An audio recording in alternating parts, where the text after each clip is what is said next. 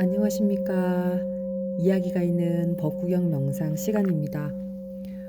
오늘은 인도 제따와나의 한 부잣집 아들이 장로의 권유로 출가하였으나 아비담마의 정통한 은사스님의 그 교리, 법에 대한 훈계와 또 자신의 행동에 항상 태클을 거시는 계사스님의 엄격한 계율로 승가 생활의 괴로움을 느꼈던 아누투빠 비구스님에게 부처님이 말씀하신 개송 36번 이야기입니다.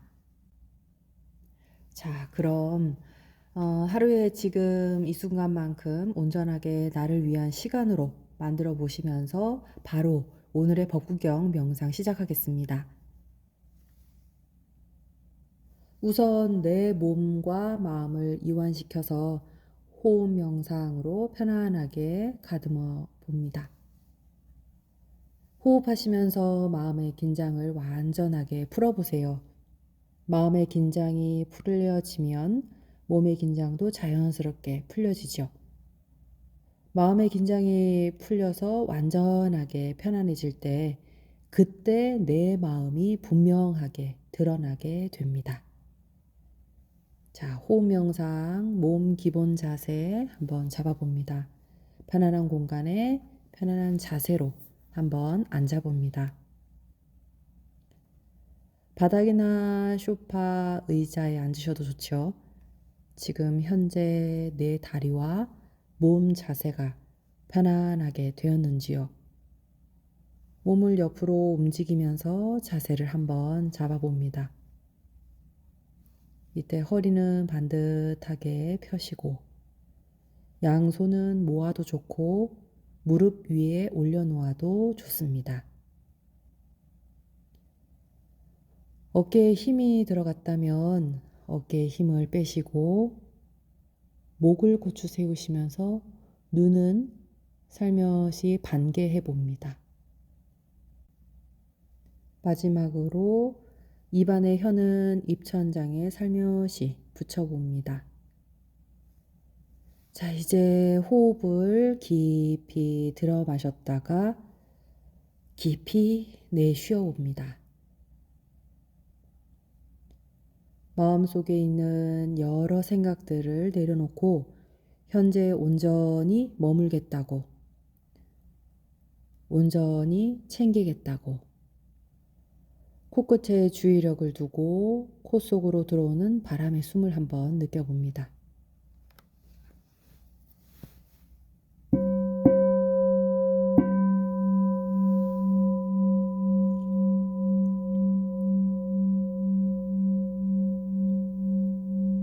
여러분들의 호흡에 몸의 감각, 느낌에 주의력을 두어서 알아차려보는 호흡 명상 시간을 가져봅니다.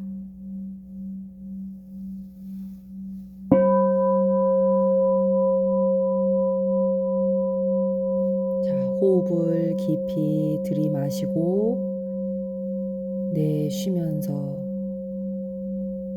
하루 종일 쉼없이 움직였던 내 눈과 귀, 코, 입, 혀, 머리의 온전함을 느껴봅니다.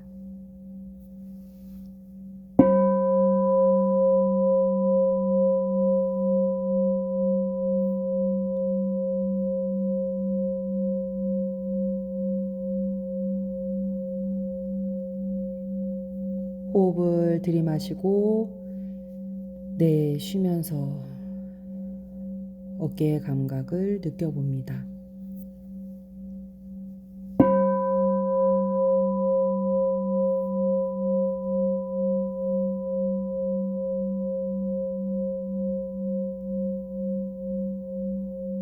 호흡을 들이마시고 내쉬면서 가슴을 활짝 펴시면서 심장으로 주의를 가져가 봅니다.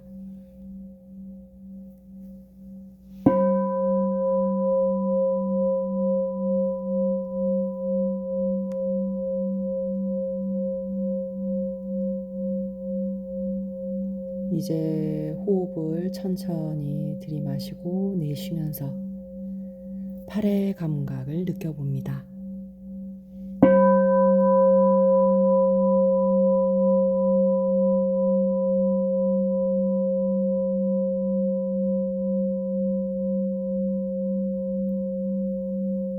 호흡을 들이마시고 내쉬면서 내 손과 손가락 감각을 느껴봅니다.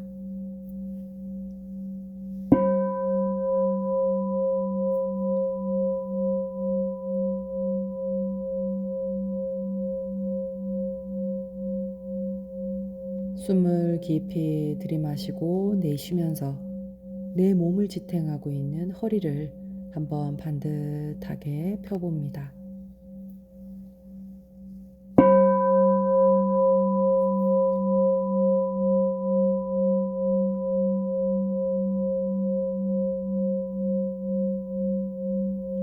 숨을 들이마시고 내쉬면서 하루 종일 쉼없이 움직인 나의 다리 감각을 하나하나 느껴봅니다.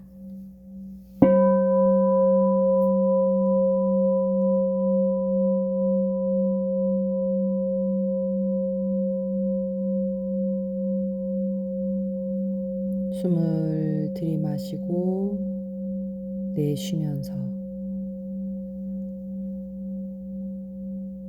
나의 발가락 감각에 하나하나 느껴봅니다.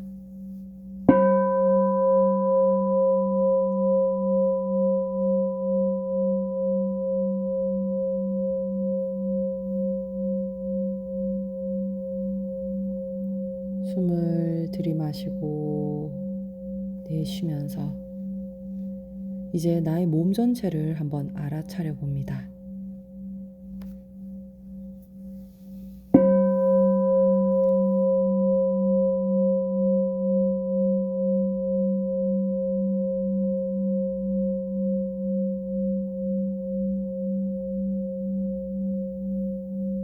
숨을 깊이 들이마시고 내쉬면서 이 순간 내 마음에서 일어나고 사라지는 마음속의 느낌을 있는 그대로 바라봅니다.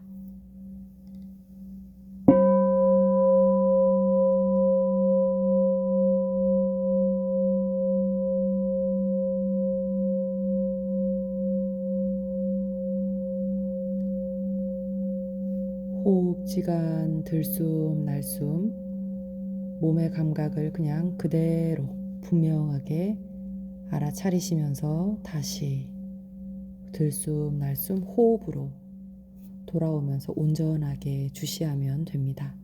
경세 오타 올립니다.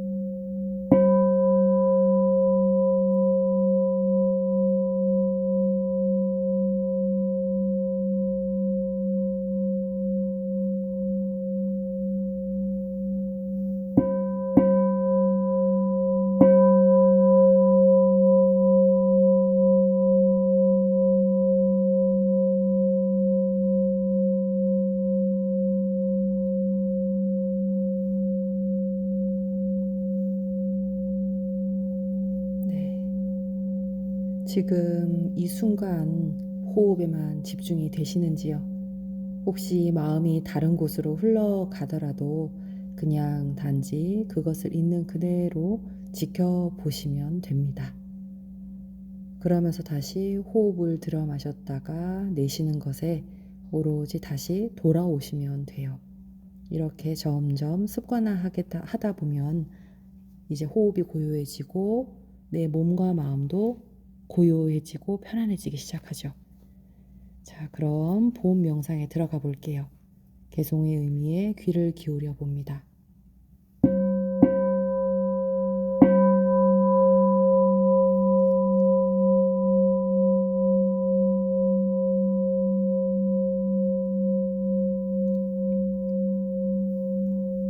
마음은 미묘하여 보기 어렵나니 항상 즐거운 곳으로 치닫는다. 지혜로운 이는 마음을 잘 보호해야 하나니 잘 보호된 마음이 행복을 가져온다.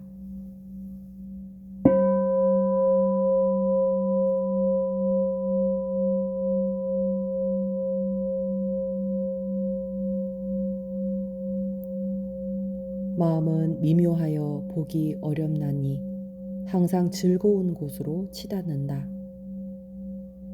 지혜로운 이는 마음을 잘 보호해야 하나니 잘 보호된 마음이 행복을 가져온다.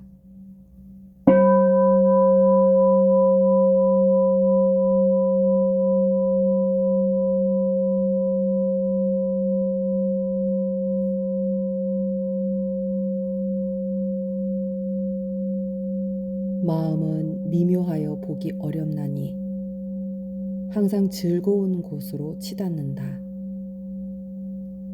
지혜로운 이는 마음을 잘 보호해야 하나니 잘 보호된 마음이 행복을 가져온다.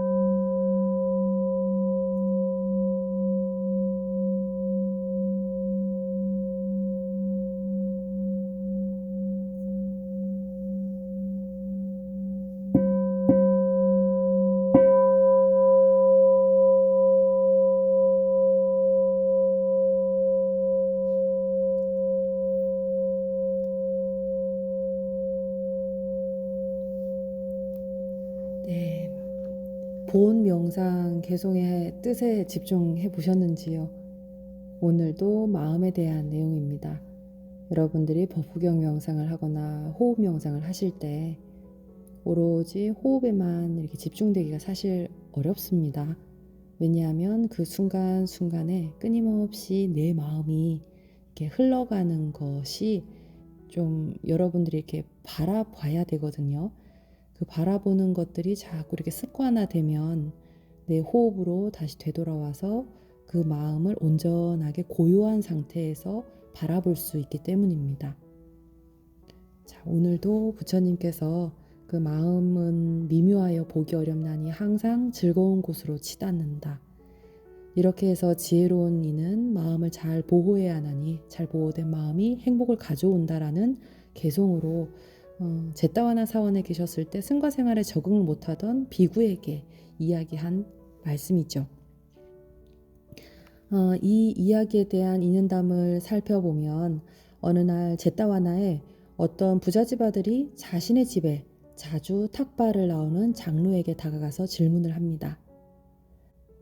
스님, 모든 괴로움에서 해탈하고 싶어요. 제게 괴로움에서 해탈하는 길을 가르쳐 주십시오. 그러자 스님은 장로의 아들에게 괴로움에서 해탈하고 싶다면 스님을 배정받아서 공양을 올리고 보름마다 공양을 올리시오. 그리고 안것 동안 스님들에게 수행처를 제공하고 가사와 필요한 필수품을 드리도록 하시오. 그리고 재산을 3등분해서 하나는 본인의 사업에 쓰고 하나는 자식과 아내를 부양하고 또 나머지 하나는 승가의 공양을 올리는데 사용해서 공덕을 지으시오. 이렇게 말하자 부잣집 아들은 스님이 시키신 대로 공덕을 짓기 시작했죠. 그러자 또 다음에는 이것보다 더 훌륭한 다른 수행이 없냐라고 묻습니다. 그러자 장로는 그렇다면 삼보에 귀의하고 오계를 받아 지키라라고 거듭 이야기를 하셨죠. 그러나 또 여기에 만족하지 않고 그 아들은 다시 또 질문을 합니다. 그러자 이제 이번에는 십선계를 받아 지키라고 하셨어요. 부잣집 아들은 십선계를 받아 지켰고 점차적으로 그 공덕을 쌓여져 갔기 때문에 아누뿌빠라고 이름을 불렸다고 합니다. 자, 여기서 보면 처음에는 장로가 제물로 보시 공덕을 이야기했지만 또 이보다 더 수승한 공덕을 점차적으로 이야기하기를 삼귀오계를 설하고 또 십선계를 지키라고 합니다. 곰곰이 생각해 보세요. 보시공덕을 처음에는 이야기하지만 점점 더 점차적으로 삼귀오계와 십선계를 이야기하는 것을 말이죠. 우리가 부처님 가르침의 최종 목적은 신구의 삼업을 청정하게 해서 결국에는 업을 짓지 않고 업을 짓지 않으니 다음에 윤회가 없게 되죠. 그것을 우리는 성불 또는 깨달음이라고 이야기를 합니다. 이렇게 몸과 말과 뜻으로 업을 짓지 말아야 반복되는 다음의 과보, 인과응보가 서서히 사라져서 윤회에서 벗어나게 되는 깨달음에 가까워지는데요. 그렇다면 업을 짓지 않으려면 어떻게 해야 할까요? 내 몸과 말과 뜻이 자기 마음대로 왔다 갔다 하지 않도록 지켜야 합니다. 즉 곧바로 현상을 보고 또는 내가 좋아하는 것으로 치달려서 쫓아가는 마음을 멈추고 곧바로 관해야겠지요. 그래서 제가자들의 실천 덕목으로 그 당시에도 설해졌던 간단한 5가지 5계가 있었고 혹은 10선계 이렇게 계율이 있었죠. 근데 5계와 10선계 이런 것들이 바로 내 업식을 경계해 주는 것. 이 계율이 바로 3귀5계고 10선계입니다. 3귀는 부처님께 귀의하고 부처님 법에 귀의하고 청정한 승가에 귀의하는 것이죠. 그리고 두 번째로 5계. 5계는 살도음망주 여기에다가 앞에 불자를 붙이면 돼요. 불살생, 불투도, 불사음, 불망어, 불음주. 자, 그렇다면 10선계는 무엇일까요? 여러분들이 자주 봉독하는 천수경에 10선계가 이미 나와 있어요. 첫 번째는 살생하지 마라. 두 번째는 주지 않는 것을 가지지 마라. 세 번째는 자신의 배우자가 아닌 다른 사람과 음행하지 마라. 네 번째는 거짓말을 하지 마라. 다섯 번째는 아첨하거나 실없는 말을 하지 마라. 여섯 번째는 이간질을 하지 말고 일곱 번째는 욕설을 하지 마라. 여덟 번째는 탐욕, 탐내지 마라. 아홉 번째는 성내지 마라. 열 번째는 삿된 견해를 갖지 말라. 즉 치심을 말하죠. 자, 이렇게 해서 다시 이야기로 되돌아가 보면 다음에 부잣집 아들이 이제 점점 더 그 이상의 것을 묻자 나중에는 그 장로는 출가해서 비구가 되라고 권합니다. 그러자 그 부잣집 아들은 바로 즉시 출가를 또 감행을 하죠. 그가 출가할 때 은사로 된 스님은 경전, 교리에 정통한 분이셨고 그 당시에 계사 스님은 율장을 통달한 율사 스님이셨어요. 그러다 보니 갓 출가한 아누뿌빠를 자주자주 찾아오셔서 반복해서 가르치고 또 훈계를 하셨어요. 근데 출가한 사람이 정식으로 승려가 되면 일체 행위를 청정을 약속하는 것으로 구족궤를 받게 되는데요. 이때 비구는 250개가 있고 비구니는 348개가 있어요.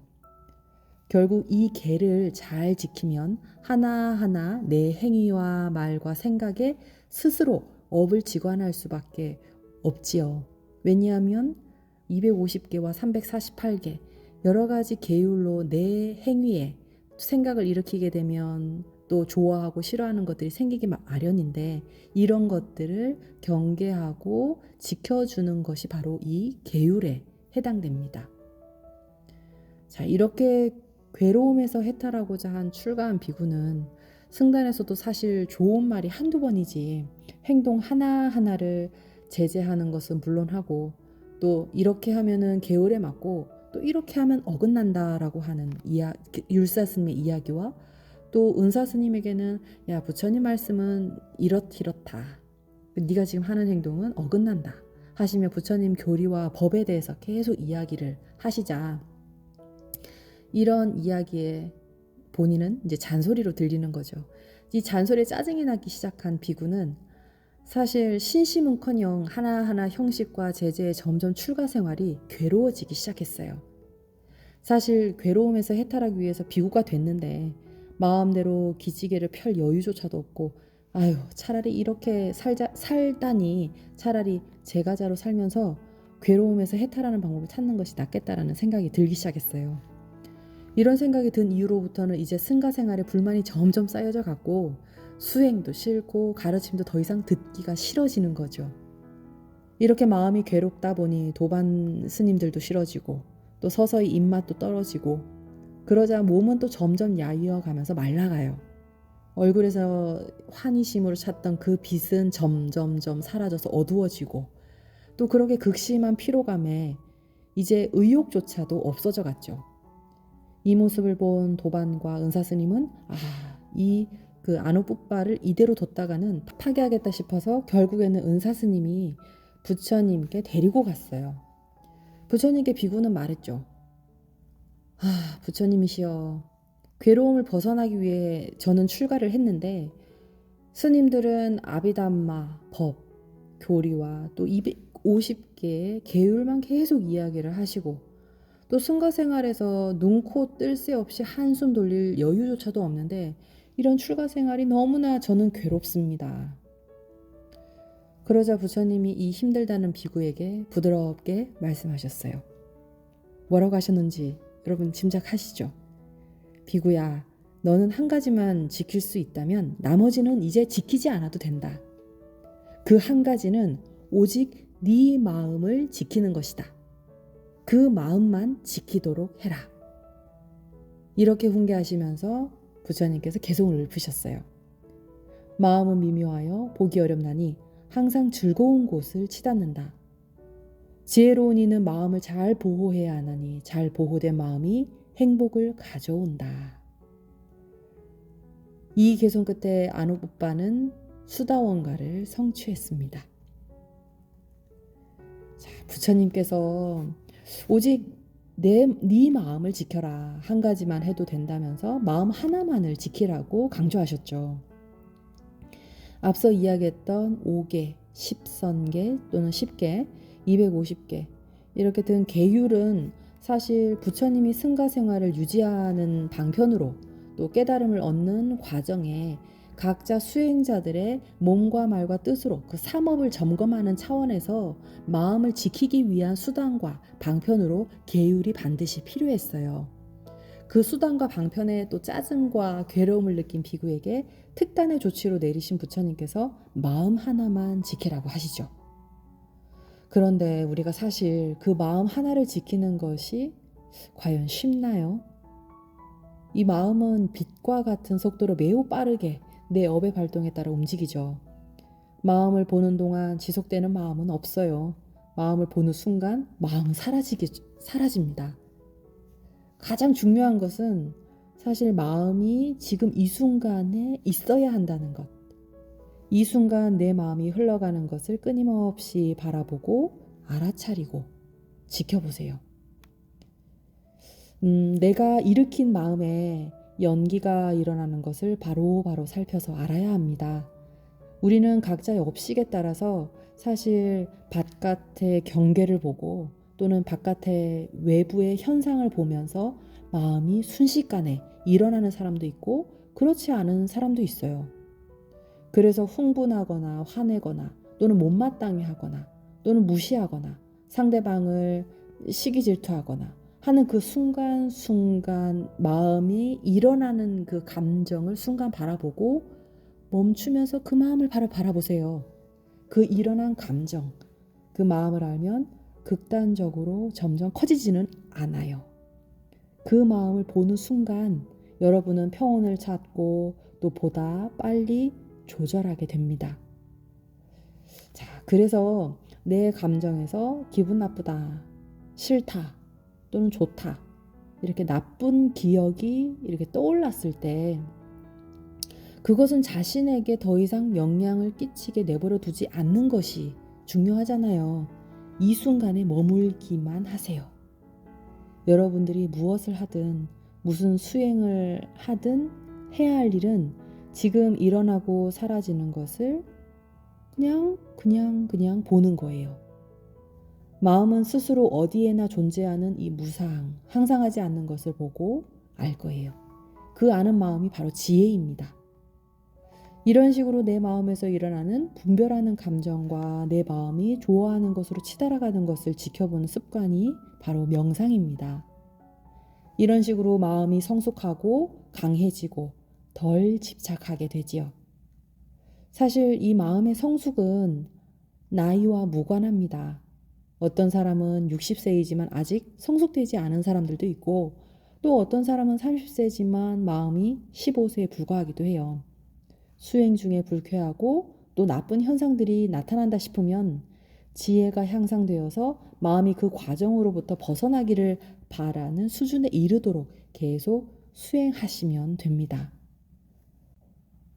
앞서서 아나뿌빠 그 비구 스님이 고통으로부터 괴로움으로부터 해탈하기 위해서 출가를 하셨잖아요.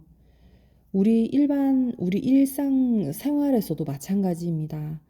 우리가 저기 큰 깨달음이 저기 멀리 있는 것도 물론 깨달음이지만 여러분들의 일상생활에서도 고통으로부터 또는 괴로움으로부터 벗어나기를 원한다면 우선 고통과 괴로움이 무엇인지 그 원인이 무엇인지 스스로 알아차리고 또는 스스로 문제의식을 느끼면서 알면 됩니다. 그렇게 하다 보면 스스로 감정 조절도 훨씬 수월해지고 또 스스로 그런 고통과 괴로움의 원인이 찾아졌기 때문에 더 이상 점점 극단적으로 치달아가는 그것에 마음을 쉴 수가 있어요. 그래서 천천히 호흡 명상하시면서 내 마음과 대상이 일어나고 사라지는 것을 보시면 됩니다. 자, 명심하십시오. 고통으로부터 벗어나기를 원한다면 그 고통이 무엇인지 알지 않으면 안 된다는 것을요. 자, 그러면 오늘도 법구경 개송을 마지막으로 독송하고 또 다음에 또 이야기가 있는 법구경 명상 만나보도록 하겠습니다.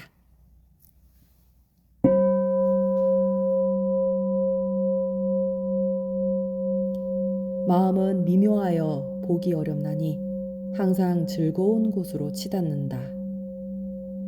지혜로운 이는 마음을 잘 보호해야 하나니 잘 보호된 마음이 행복을 가져온다.